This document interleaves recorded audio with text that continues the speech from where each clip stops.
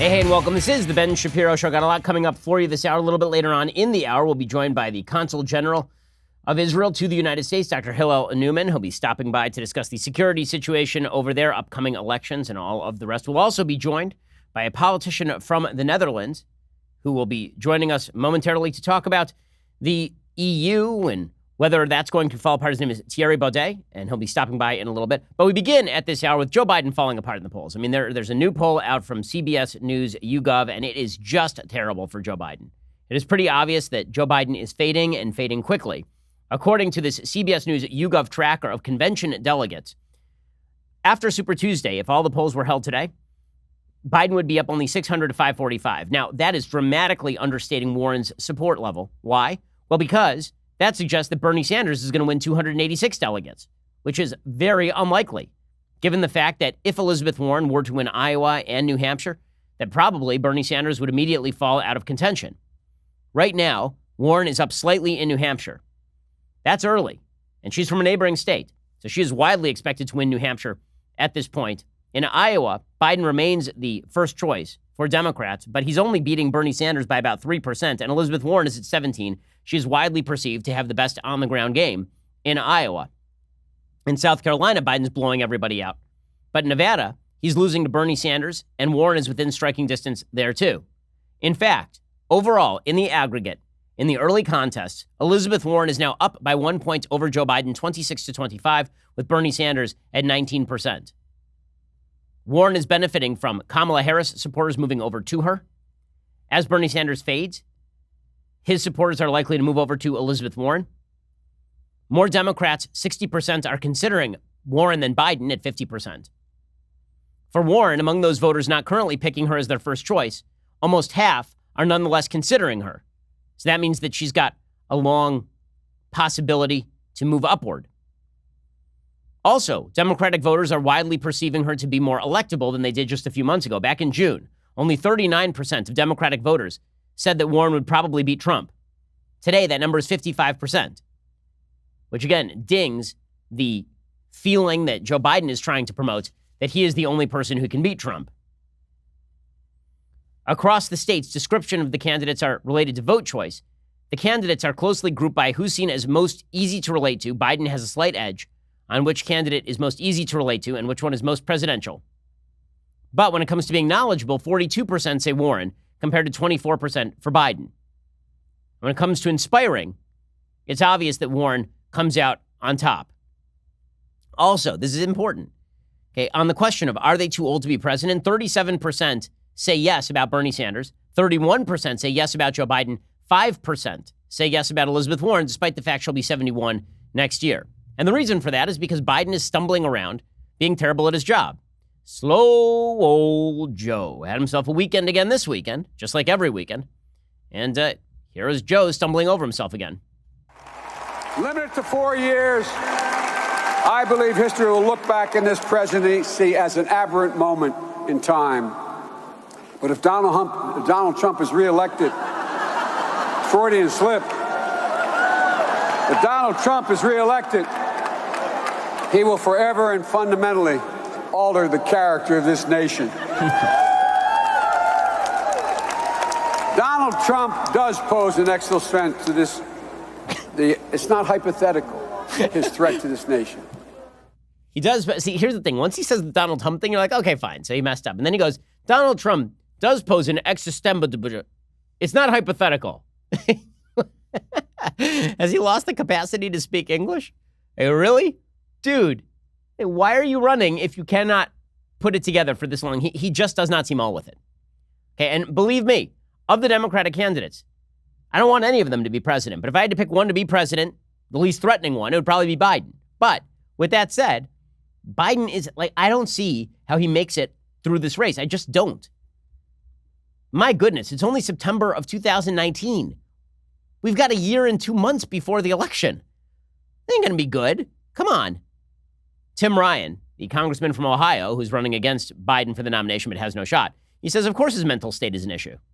Well, I mean, he went on Colbert to address this very issue. It's not like I said something that a lot of people aren't thinking, or he wouldn't have went on Colbert to talk about it. So this is an issue. we have to be honest with each other. There's so much at stake in this election. We can't just put somebody up there who can't beat Donald Trump, whether it's on the issues or on the issues of energy or lack of clarity. That's true. Okay, what Tim Ryan is saying there is true, and that is why Elizabeth Warren is gaining ground. Now, the real reason that Warren is gaining ground as opposed to any of the other candidates is because she is receiving just the Queen's treatment from the media. The media are treating her with kid gloves in astonishing ways. I mean, every story about her seemingly is glowing, how brilliant she is, how creative a thinker. And this is how you know the media love a Democrat. They don't care about Democrats being moral. They care about Democrats being smart. This is why whenever a Democrat loses, the rip by the media is never, they were unlikable. The rip is always, well, they were just too smart. They just couldn't connect, right? Al Gore, when he lost, he was just too smart for the public. John Kerry was just too smart, so smart. In 2016, Hillary Clinton was just too smart for the American public. Why? Because members of the media really care about how people think of their intelligence level. Members of the media are deeply concerned that others see them as intelligent. So when they praise Elizabeth Warren, they praise Elizabeth Warren in the same terms that they wish others praise them in. And she always has a plan, Elizabeth Warren. She's just so good at talking. She's so articulate. She knows the issues so well. But there's one problem for Elizabeth Warren going forward. And that is that Elizabeth Warren is basically Hillary Clinton 2.0. She's not deeply likable. She's not incredibly charismatic. People keep trying to make fetch happen with Elizabeth Warren. And she's super charismatic. Let me ask you, does this sound super charismatic? Here she is talking about her wealth tax. Does this reek of charisma exactly? Your first $50 million free and clear. But your 50 millionth and first dollar, you got to pitch in 2 cents. And 2 cents for every dollar after that. And what can we do with 2 cents? We can do universal child care for every baby in this country, age 0 to 5, 2 cents. We can make technical school, community college, and 4-year college free for everyone who wants an education. I mean, that is charisma. We can do all of that and cancel student loan debt for 95% of the folks who've got it 2 cents. I mean, just, wow, magnetic stuff. Magnetic. And now, she's also not making any sense. I mean, what she's talking about as far as the wealth tax is predicated on a study that she suggests, her campaign does, that will raise $2.75 trillion over 10 years. Not going to happen. Because you know what happens when rich people have their wealth taxed? They don't buy stuff in the United States and they don't store their money here. Also, they leave. That's exactly what happened in France. They had something called a millionaire's tax. You know what all the millionaires did? They left. Because you know what's the nice thing about being rich? You don't have to stick around. You just pile all your wealth on that private jet and you are out. Elizabeth Warren pretending that she's going to be able to pay for all this stuff is nonsensical in the extreme. Here's the truth about Elizabeth Warren. She happens to be a very dishonest candidate. She has shifted nearly all of her positions. This is what, everybody likes to talk about the Pocahontas Native American stuff. It wasn't really about her being intersectional. It's about the fact that Elizabeth Warren is a politician, and she's a dishonest politician at that. And this is going to come back to bite her. Not only is she dishonest about her own policies, right? She used to be in favor of school choice, not anymore. She used to stump against complex regulation of the housing market. Now she supports heavy subsidization of housing, as well as the sort of loosening of credit standards she used to decry. She used to stand against government subsidizing student loans. Now she wants to pay off everybody's student loans. Right? So she's flipped all of her positions in the Bernie Sanders direction. She's also flipped her opinion on Hillary Clinton. So now apparently they're besties. According to NBC News, the two women have kept a line of communication open since the Massachusetts senator decided to run for president. But back in 2003, 2004, Elizabeth Warren was saying that Clinton was wildly dishonest. She said that back in the 90s, Hillary Clinton had joined Warren in opposing a particular bankruptcy bill. And by 2004, she had shifted her opinion completely. Why? Because Hillary Clinton had been sucked into the maw of Washington, D.C. Here is younger Elizabeth Warren, 2004, talking about all of this just a few years back. She was then First Lady. This is in the 1990s, late 1990s. Mrs. Clinton saw the piece, and I got a call from the White House. I go over the law. It's a complex law. Went over the economics, showed her the graphs, showed her the charts, and she got it. She turned around a whole administration on the subject of bankruptcy. She got it. And then? One of the first bills that came up after she was Senator Clinton was the bankruptcy bill. Her husband had vetoed it very much at her urging. And? She voted in favor of it. As Senator Clinton, the pressures are very different. Very interesting. Very interesting. But now they're best friends again. Speaking of people who have shifted their positions based on pressures, the New York Times reports today that Warren, who's been claiming that she doesn't take big donations, yeah, that's not true. Quote, the open secret of Miss Warren's campaign is that her big money fundraising through 2018 helped lay the foundation for her anti-big money run for the presidency. Last winter and spring, she transferred $10.4 million in leftover funds from her 2018 Senate campaign to underwrite her 2020 run, a portion of which was raised from the same donor class she is now running against. In other words, she raised the money before from big donors, and then she just took it and dumped it into this campaign. How honest and truthful Elizabeth Warren is. Joining us on the line is Dr. Thierry Baudet. He is party chairman of the Forum for Democracy in the Netherlands. And I wanted to have him on to discuss the future of immigration in the Netherlands, whether socialism is indeed the wave of the future, the EU, and all the rest of what's going on in Europe, because there are a lot of misconceptions in America about exactly what the Netherlands are. Obviously, you hear a lot of Democrats talking about the Netherlands as a fantastic socialist wonderland. Dr. Baudet, thanks so much for joining the Ben Shapiro Show. I'm very happy to be here, Ben. Thank you. So first of all, why don't you tell me a little bit about what the Forum for Democracy is and how it got started? Yeah, so I am the founder of a new political party that was set up only 3 years ago in the Netherlands, and we've participated in several elections, and we turned out to be the largest party at the most recent national elections for the Senate in March of this year. And so our platform is about controlling immigration, direct democracy, limited government, improving education, and conservative values in general. And I think there's a lot going on in Europe with regards to these points of view. I really think the population is waking up, and our party is part of this new wave of renewed self-confidence in our own national cultures, because that's the essence of what's going on. So let's talk for a second about what exactly is going on in terms of, let's start with economics and then we'll move to immigration in Europe. So in the United States, there's been this vast upswing in the interest in democratic socialism in the United States. You have people ranging from Bernie Sanders to Alexandria Ocasio-Cortez citing the Netherlands and citing Northern Europe as some sort of paradise of economics. The idea is that you can have extraordinarily high tax rates and this massive social safety net, and this will not quash growth. And that really what this is not capitalism with the social safety net. It's actually socialism. Can you talk a little bit about the economic system in the Netherlands, what works and what doesn't? Yeah, well, in the Netherlands, the welfare state is increasing all the time. And as a consequence of this, of course, the new businesses that are started are in difficult waters all the time. There's simply not enough economic space for economic creativity, economic flexibility. And this is why our party, but also in general, we see that people are increasingly arguing for a smaller government. It's government bureaucracy we see in healthcare, we see in education, and we need to small down to get the economies to become flexible again. Also, of course, the European Union is increasingly presenting us with regulations that help multinational corporations, but are very, very bad for small and medium-sized businesses. And the purchasing power of the middle classes has been going down for decades in the Netherlands. And I think that is, to a very significant extent, what explains the success of our party. People are feeling in their pockets that the promises of government officials are not coming true. When it comes to the actual system in the Netherlands, would you describe it as socialist? Because obviously you've seen a bunch of people in the United States describe it thus. Or is it, as I've described, a capitalist system that just has an enormous amount of spending and social safety net on top of it?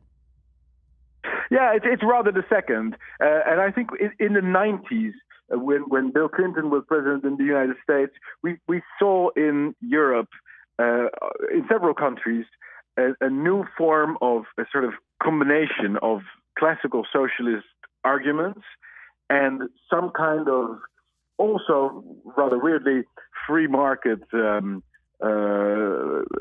ideas and arguments. And the two have sort of merged into a managerial society, as the American philosopher James Burnham would have called it.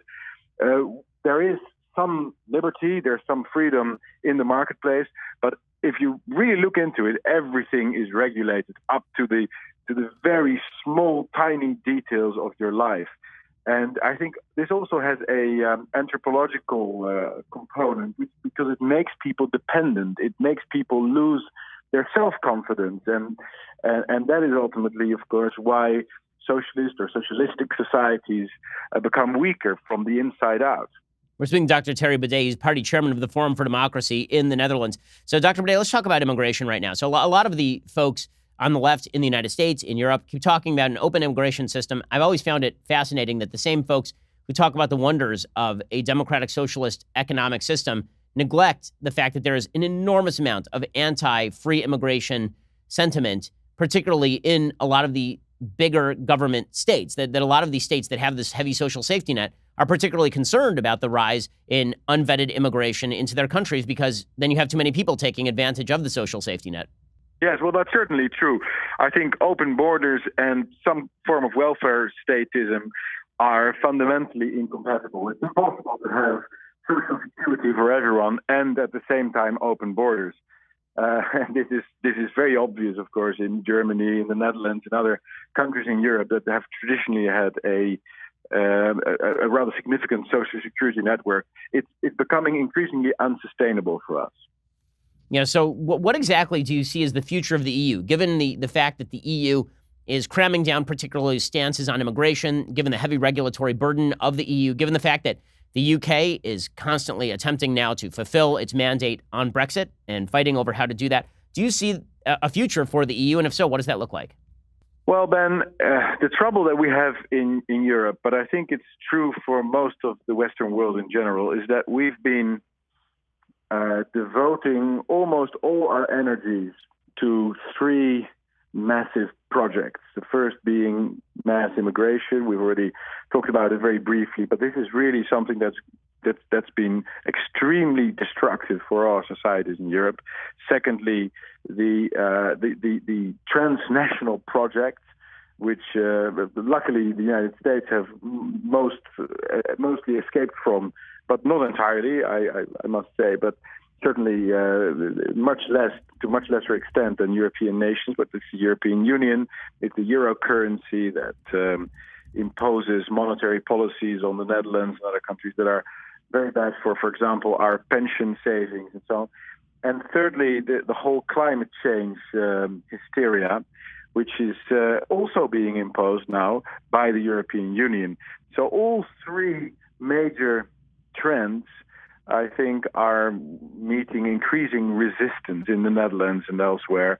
And as long as the European Union continues to first impose more immigration and argue for more immigration from Africa and the Middle East, secondly, continues to have these very detrimental monetary policies that are very destructive for our purchasing power and our pensions and our economies in northwestern Europe, and thirdly, the climate change mystique. I don't think the popularity of the European Union can continue for a very long time. And I've been a staunch supporter of Brexit. I've always argued for sovereignty. I think people should be able to decide their own fate by themselves, by their own democratic institutions, through elections, and not through some regulatory bureaucracy in Brussels. That's Dr. Thierry Baudet, party chairman of the Forum for Democracy. Dr. Baudet, thanks so much for your time. Really appreciate it. Yeah, thank you for having me, and good luck. Well, some scary news out of the Middle East. Apparently, Iran is now explaining that they're using their advanced centrifuges. They are threatening higher enrichment. Apparently, according to the AP, Iran on Saturday said it now uses arrays of advanced centrifuges prohibited by the 2015 nuclear deal and can enrich uranium much more beyond current levels to weapons-grade material. This is their third step away from the accord. They're warning Europe has only a little bit of time to offer them new terms. Joining us on the line to discuss this and other issues affecting Israel is Dr. Hillel Newman, his consul general to the Pacific Southwest. He assumed that post in July 2019, where he serves as the senior representative of the State of Israel to the Pacific Southwest. Dr. Newman, thanks so much for joining the Ben Shapiro Show. Hi, good afternoon. Thank you for inviting me. Absolutely. So first, why don't we start with the situation with regard to Iran? So while the rest of the world has obviously been distracted by the trade war with China or by the situation in Venezuela, Iran continues to spread out its nefarious tentacles across the Middle East. Now, over the weekend, they're saying that they are going to enrich uranium at greater rates. Obviously, they're trying to pressure the Europeans into making some sort of concessions to them. Why was the Iran nuclear deal a bad idea? Was it keeping them bound in? And is Iran now freed from the nuclear deal because the United States pulled out of it? Hi, good afternoon. Regarding Iran, well, from the beginning when the deal was made between the international community and Iran, we already from the beginning we warned that this deal does not prevent Iran from reaching nuclear warfare, but the opposite. It paves the way for Iran to have legitimacy for a nuclear warhead, a nuclear war know-how. So from the beginning, we said that this deal must we said that the slogan was fix it or nix it. We also claimed from the beginning that this deal will not moderate Iran, but only enforce Iran and make it more bolder in its negative activity in the Middle East. And unfortunately, we have been proven correct.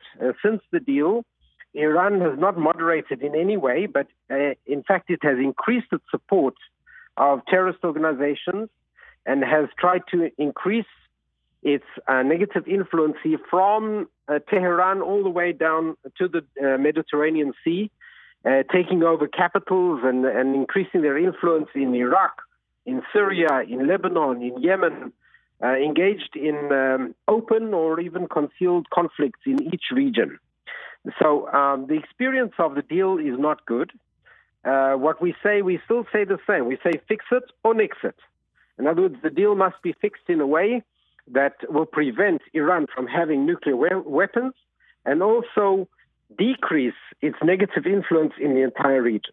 We're speaking to Dr. Hillel Newman. He's Consul General of Israel to the Pacific Southwest. So, Dr. Newman, I want to ask you about this big story today. Hezbollah announcing that it downed an Israeli drone in southern Lebanon. This is, of course, just the latest form of military clash between Hezbollah and the Israeli army. Obviously, you've also seen violence cropping up on the Syrian-Israeli border. What are the prospects that conflict actually goes completely hot? Obviously, Hezbollah would like to get aggressive with the state of Israel. What do you think is preventing Hezbollah and the Syrians from joining forces and really launching full-scale attacks on Israel's northern border? Well, Hezbollah is a good example of negative Iranian influence in the region because Hezbollah is actually supported financially and militarily by Iran. So it's actually a proxy group, and it's even much more than a terrorist group. It's infiltrated and taken over institutions in Lebanon and even part of the government in Lebanon. So this is just another example of the destabilizing effect and impact that Iran has in the region. Regarding Hezbollah, it has always been a threat since its establishment. It has always destabilized the region and attacked in different ways. Our real concern is that they want to develop precise rockets which could hit at targets in Israel, which will then make the situation unbearable. Up to now, we have managed to contain and manage the situation. We have felt the need sometimes to go into Lebanon just to curb their terrorist activity. We have always left Lebanon because we have no interest in territory or any other interest in Lebanon, just to keep our citizens safe. The entire northern region of the state of Israel, which is a very small country, is threatened by the rockets of the Hezbollah. If you ask what the future will bring, I would say it depends very much on their activity because there is a balance of threats, let's say. And all the time that they do not hit out at our citizens, we will not do anything in order to affect the citizens of Lebanon. But if they do start attacking with precise rockets, which can have a very negative, damaging effect in Israel, then we will have to act in our self-defense. We're speaking with Dr. Hillel Newman. He's Consul General of Israel to the Pacific Southwest. Final question for you, Dr. Newman. When we see on the left in Europe as well as in the United States this new push for BDS, and it seems to be gaining steam, this push to boycott, divest, and sanction Israel, maybe you can explain to folks exactly why that is anti-Semitic. Because a lot of people hear that and they just think, okay, well, people don't like what Israel's doing, so they just say you shouldn't buy Israeli products. Why is that per se anti-Semitic? Thanks for the question. I think that people don't really know the real origin of BDS and what drives the organization or this movement. Israel is one of the most democratic countries in the world. In fact, it's the only democracy in the Middle East. And we suffer just about every opinion and every disagreement that's possible. The press is full of disagreement and criticism of the government. We have no problem with open, free speech and criticism. We do have a problem with organizations or movements that undermine the state of Israel and try their utmost to, in many ways, eliminate the state of Israel. And the real goal of the BDS, especially from its origin, was to delegitimize the actual existence of the state of Israel and its legitimacy to exist. And that's crossing red lines, which are not just criticism, as many would believe. So that's why we have a special issue with BDS, and that's why even in the United States, BDS, there have been many resolutions against BDS. And you ask why it's anti-Semitic? Because they single out Israel. And it's the amazing coincidence that Israel, as the Jewish state, is singled out by BDS, where BDS tries to push forward the delegitimization of the state of Israel. There are many conflicts in many places around the world, but the fact that they single out Israel and go so far in their criticism, delegitimizing the state of Israel and actually calling for the destruction of the state of Israel in the final analysis is what makes it anti-Semitic. We say that organizations that single out Israel, demonize Israel, dehumanize Israel are anti-Semitic. That's what they are. Well, Dr. Hillel Newman, Consul General of Israel to the Pacific Southwest, really appreciate your time, sir. Thanks so much for stopping by. No problem. Thank you for inviting me. Well, meanwhile, over in North Carolina, according to The Hill, Republicans are scrambling to avoid what would be a devastating loss in a special House election. This is North Carolina's 9th district. Apparently, internal polls from both sides show Republican Dan Bishop and Democrat Dan McCready running neck and neck. This is a traditional GOP stronghold. It got competitive in 2018. Apparently, several Republicans are telling The Hill that Democrats may have an edge in that district. Trump won that district by 12 points in 2016. We'll talk about what that means. Is it a bellwether for President Trump going forward to 2020? Apparently, in an interview with The Hill on Saturday, the Republican candidate Bishop insisted that President Trump's planned rally in the district would give his candidacy a final jolt heading into Election Day, which it very well could, considering Trump won the district by 12 points. He says the sense we have is that we're surging. Early voting sort of started out a little soft and has firmed up. It looked really good the last couple of days. I think with the president coming in and the vice president on Monday, that's going to put us over the top. But the fact that is even necessary, the fact that Trump won that district by 12 and now it's necessary to deploy Trump and Pence to this district, that can't be great news for Republicans. Meanwhile, Democrats are trying to push heavy turnout in the suburbs in the East. The Democratic candidate McCready has sought to keep his distance from partisan rancor in Washington. He calls himself a compromise-minded moderate, which again should be a model for Democrats, but it may not be because Democrats are pushing very far to the left in the presidential election. So if they win that race, Democrats will likely believe that that means that Trump is beatable on all fronts. But if they win it with a moderate and then they run Elizabeth Warren, then the race doesn't prove anything of the sort. It proves that a moderate can win in a moderate to red area. And most of America is a moderate to red area. It is not deep blue urban areas. So it'll be fascinating to see what exactly happens in that district and what the takeaway is. Meanwhile, more controversy over this very, very silly map controversy.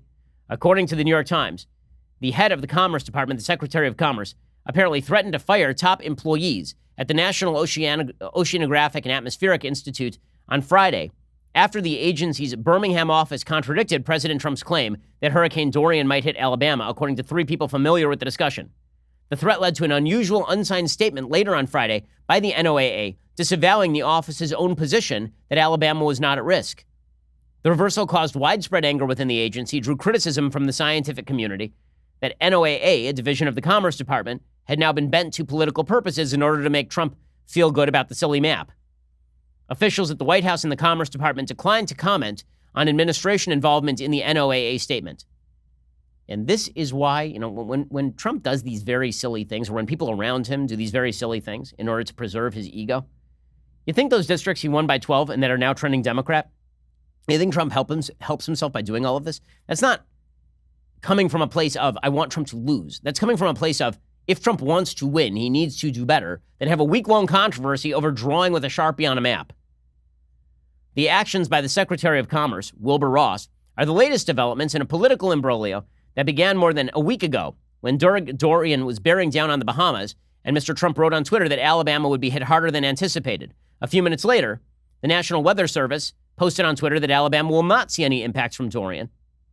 Trump then persisted in saying Alabama was at risk, and a few days later on September 4th, like a week after this became basically obsolete, he displayed an NOAA map that appeared to have been altered with a black Sharpie to include Alabama in the area potentially affected by Dorian. Apparently, Mr. Ross, the Commerce Secretary, then intervened 2 days later, on Friday, trying to tell the NOAA not to tweet things out like that. All of this is so stupid and so unnecessary. A senior administration official who has not to be identified said that the Birmingham office had been wrong. The NOAA had simply done the responsible thing and corrected the record. That official suggested that the Twitter post was really motivated by a desire to embarrass the president. It wasn't about the safety of the people of Alabama. Okay, all of this did not need to happen, and all of it is very silly and not particularly good for the president. Alrighty, coming up, we have to talk about this Harvey Weinstein story. Harvey Weinstein is one of the world's worst human beings. There's evidence, however, that in one of the cases where he is accused, the lady who is accusing him was sending him basically love letters after the fact when she claimed that she had been abused. So there's a breaking piece of news in the Harvey Weinstein scandal. So I'm not sure if you remember this, but there was a producer. Her name was Alexandra Canosa, and she is suing Harvey Weinstein now, claiming that he raped her, threatened her, and sexually abused her numerous times over the course of 5 years. She worked with Weinstein for years. She filed the suit in New York Supreme Court, according to Variety. She claimed that Weinstein threatened to ruin her career as recently as September 2017 if she came forward with allegations against him. She also claims that members of the Weinstein Company, which recently declared bankruptcy and found a lucrative bidder, essentially enabled his behavior. This is as of May 2018. Well, now there's a news story. This one is from Page 6, talking about unearthed emails and texts from Alexandra Canosa to Harvey Weinstein. According to Page 6, a Harvey Weinstein accuser sent the disgraced producers hundreds of affectionate messages, including one that said, "I'm thinking about you," just a day after he allegedly raped her in 2010, newly unsealed emails obtained showed. Alexandra Canosa, who is suing Weinstein for unspecified damages in Manhattan federal court, tried to keep the messages under wraps, but Judge Paul Engelmeyer denied the motion last week. He issued a ruling saying the emails are not properly designated as confidential.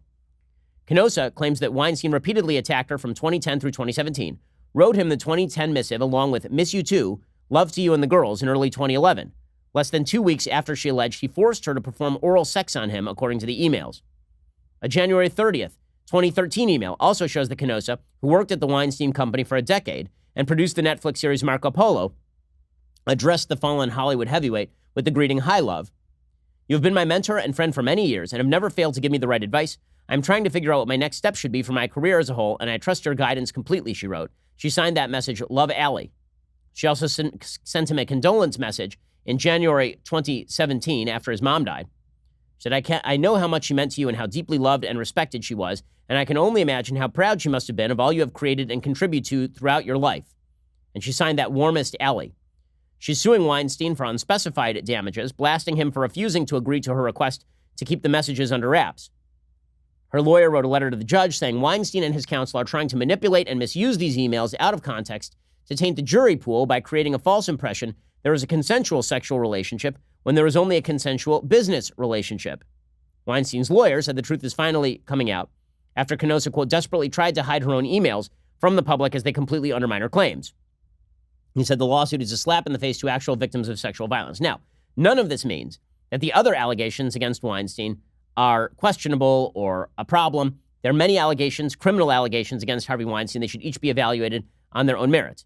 And the evidence tends to show that he had a long record of sexually abusing women who were trying to get ahead in Hollywood or whom he had power over. Canosa is not among the alleged victims in the criminal case pending against Weinstein in Manhattan Supreme Court. Weinstein, of course, faces life in prison if convicted of predatory sexual assault and the alleged rape of a longtime lover who hasn't been publicly identified, and an alleged sex attack on production assistant Mimi Halei in 2006. He's denied the allegations there as well. Weinstein's defense lawyer, Donna Rutuno, called Canosa's emails, quote, analogous to the type of facts that will come out during the trial on the criminal case. Now, the reason that this is interesting, obviously, and newsworthy is because there is this unspoken thing that happens in Hollywood on a real-time basis, and it's been happening for decades, called the casting couch. And the question with the casting couch is what you consider to be sexual assault. Meaning that if a man says to a woman, you have a better shot at a part if you and I sleep together, and she says, absolutely, it seems to me that that should certainly be considered a form of sexual harassment. Obviously, I'm not sure that it is sexual assault as in rape, but using power to leverage a position in order to get a woman to perform sexual favors for you seems to me obviously evil, wrong, sexual harassment, although whether it's sexual assault or not is anyone's guess. The reason that it's difficult to say it's sexual assault is because there's a level of consent that is asked and obtained, even if the consent is not completely free of power pressure. So the left has always been kind of unclear on whether power pressure amounts to sexual assault or whether you actually have to do more than that. So take, for example, the counterexample.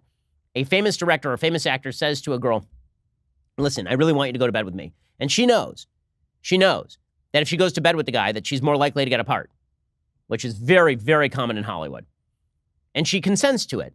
Has she been sexually assaulted, or does she get to have it both ways in the sense that on the one hand, she can claim she was sexually assaulted. On the other hand, she can take advantage of an offer that is made in order to get ahead in Hollywood. The reason these standards matter is because obviously the standards should be evenly applied. Right? You don't want to have a changing standard where based on the woman's perspective, a subjective perspective based on the timing, she can text to the guy, love you, the day after they have sex, and then 2 years later say, well, it was a power relationship and therefore it was obviously a form of sexual assault. If you're trying to write laws for this sort of thing, you want to have some sort of consistent standard. Now, one of the things that used to militate against this, obviously, was the value of commitment in sexual relationships. It used to be that the way that you could obviously tell that consent was more likely to have been obtained is in a case where commitment was attached to the relationship. But as sex has been disconnected from commitment, it makes it more difficult to tell. But this is a perfect example of a case in which interpretation means everything. Meaning, let's say that Alexandra Canosa, let's say that Harvey Weinstein had her to his apartment and she figured to herself, okay, I'm going to be able to get a production job because I sleep with Harvey Weinstein. And so she sleeps with him. And the next day she texts him, love you, or hi love, or any of the rest of this. And he thinks to himself, okay, well, that went great. And she thinks to herself, the reason I slept with the guy, obviously, is to get ahead. You know, is that sexual assault or is that not? Consistent standards matter in law. The guy did something wrong in either case, right? He shouldn't be using power relationships as the predicate for a relationship or for a sexual relationship. By the same token, you cannot have a legal standard in which the subjective intent of the victim changes it from whether she is a victim or not. That's not a legal standard. That's a cultural standard. And it doesn't seem like anything approaching consistency. Alrighty, we'll be back here tomorrow with much, much more. You're listening to The Ben Shapiro Show.